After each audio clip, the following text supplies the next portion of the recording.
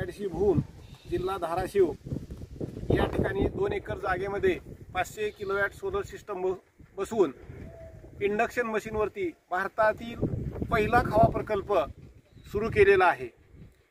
याचं वैशिष्ट्य म्हणजे या ठिकाणी जे वीज निर्मिती होते ती नेट मीटरच्या माध्यमातून कनेक्शन घेतलेलं आहे आणि त्या सोलरवरती होणाऱ्या विजेवरती खवा निर्मिती केली जाते। हे करत असताना आमचा उद्देश एकच होता की महाराष्ट्रामध्ये खवा निर्मिती होण्यासाठी जवळजवळ 1 कोटी वृक्षतोड व्हायची। आमच्या भूम परिसरामध्ये जर विचार केला तर 50 ते 60 टन खवा निर्मिती होते आणि 10 लाख झाडं याच्यावरती तोडली जायची आणि याच्यावरती संशोधन करून आम्ही हा भारतातला पहिला प्रकल्प MIDC भूम या ठिकाणी सुरू केलेला आहे। आणि हे जे मशीन आहे हे मशीन भारतात आम्ही पहिल्यांदा बनवलेलं आहे। आता ते मशीन कशा पद्धतीचं आहे आपण या ठिकाणी पाहू। या ठिकाणी पाहिलं की 2 एकर जागेमध्ये 500 किलोवॅट सोलर सिस्टम लावलेले आहे।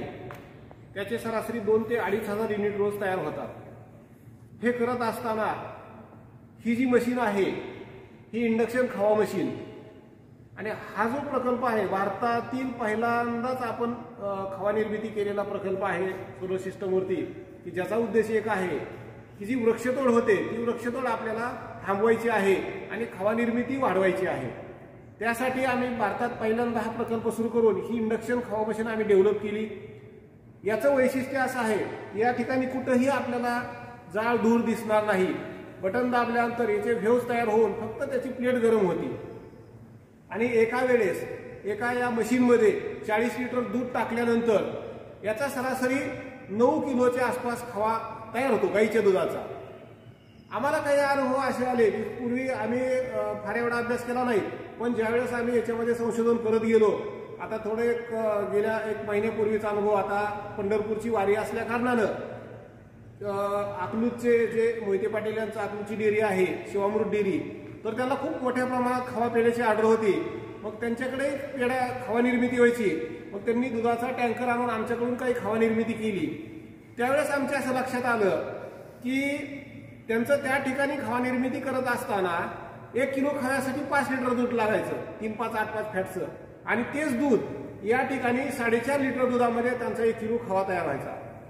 हे खव्याचं वैशिष्ट्य आणखी असं आहे की जी पारंपरिक पद्धतीनं खवा निर्मिती केली जायची तीच चव तीच टेस्ट या खव्याला येते। बॉयलरचा खवा जसा चवीला वेगळा लागतो तसं पारंपरिक पद्धतीची खव्याची चव या मशीनवरती आल्यामुळं लोकांची मागणी खूप मोठ्या प्रमाणात आहे आणि ही मागणी वाढल्यामुळं आमच्या असं लक्षात आलं की आता हे जे आपण केलेला प्रयोग आहे हा पूर्ण महाराष्ट्रभर पसरला पाहिजे, देशामध्ये गेला पाहिजे।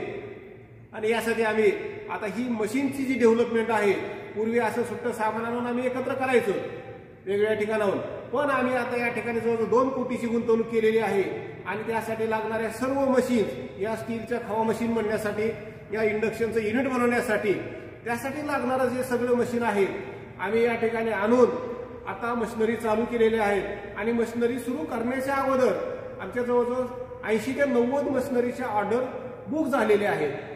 आम्हाला कल्पना नव्हती की एवढ्या मोठ्या प्रमाणात ऑर्डर येतील। आणि विशेष असा आहे की हे सगळं करत असताना आमचा मूळ उद्देश आहे की महाराष्ट्रामध्ये खवा निर्मितीसाठी जी 1 कोटी झाडं तोडली जात आहेत ती वाचवणं, हा आमचा मूळ उद्देश आहे। आणि या उद्देशासाठी आम्ही हा प्रयोग केलेला आहे आणि हा एवढा मोठ्या प्रमाणात सक्सेस झाला की आता लोकांना याच्यामध्ये खवा निर्मितीमध्ये इंडक्शन मशीनवरती खवा करणं ही काळाची गरज झालेली आहे आणि त्या पद्धतीने खूप मोठ्या प्रमाणात आता या मशीनची मागणी वाढलेली आहे आणि खव्याची पण मागणी वाढली आहे। खवा एक्सपोर्टसाठी पण काही पार्ट्या या ठिकाणी येऊन गेल्या। आमचं पुढचं टार्गेट आहे या मशीनवरती जी काही खवा निर्मिती होईल ती आपल्याला एक्सपोर्ट करायची आहे आणि या मशीन पूर्ण महाराष्ट्रामध्ये गावगाव देऊन की जी खवा निर्मिती आहे ती ओरिजिनल खवा या ठिकाणी लोकांपर्यंत पोहोचवायचा आहे। भारतामधील हा प्रयोग करत असताना आम्ही खूप अभ्यास केला। CFTRI म्हैसूर असेल, कर्नाल हरियाणा आहे, NIT हैदराबाद आहे, अहमदाबाद आहे, सगळीकडे एक संशोधन केलं आणि खव्याची क्वालिटी, गुणवत्ता टिकवून मशीन कशी तयार करता येईल हा विचार केला। पारंपरिक पद्धतीनं ज्यावेळेस आपण खवा निर्मिती करायची त्यावेळेस ती खवा करणारी जी व्यक्ती आहे त्यांना धुराचा, जाळाचा एवढा त्रास व्हायचा की वयानंतर त्यांचे आजार निर्माण व्हायचे. आणि सगळ्यात महत्त्वाचं की हे सगळं करत असताना त्याला जी वृक्षतोड व्हायची ती खूप मोठ्या प्रमाणात होती. त्या भूमी परिसरामध्ये जवळजवळ वर्षाला 10 लाख झाडं जायची. कारण 1 किलो खवा करायला 3 किलो सरपण लागतं. गॅसवरती खवा करायचा असेल तर 55 रुपयाचा गॅस लागतो. डिझेलवरती करायचा असेल 60 रुपयाचा गॅस लागतो, डिझेल लागतं. आणि ज्यावेळेस आपण ह्या मशीनवरती खवा निर्मिती करतो 1 किलो खव्याला 3 युनिट लागतात. पूर्वी इंडस्ट्रियल टेरिफ असल्यामुळं त्याला 30 ते 35 रुपये खर्च यायचा. परंतु आम्ही महाराष्ट्र शासनाकडं मुख्यमंत्री उपमुख्यमंत्री सगळ्यांना भेटून 1 एप्रिल 2025 पासून की हा जो टेरिफ आहे हा पूर्वी इंडस्ट्रियल टेरिफ आम्ही ॲग्रिकल्चरमध्ये कन्वर्ट करायला लावला, त्याचा GR पण निघला. आणि त्या टेरिफमुळं आता सरासरी या मशीनवरती फक्त 15 ते 20 रुपये किलो ॲग्रिकल्चर टेरिफमध्ये डायरेक्ट लाईटवरती जरी मशीन चालवली तरी एवढा खर्च येतो. आणि जर आपण त्याला सोलर सिस्टमची जोड दिली त्याचाही खर्च केला तर फक्त 2 ते 3 रुपये किलो आपल्याला 1 किलो खवा बनण्यासाठी खर्च येतो. याच्यामध्ये कितीही सामान्य महिला पुरुष मुलं हे मशीन चालवू शकतात. एवढीही इझी मशीन आहे, सोपी मशीन आहे चालवायला.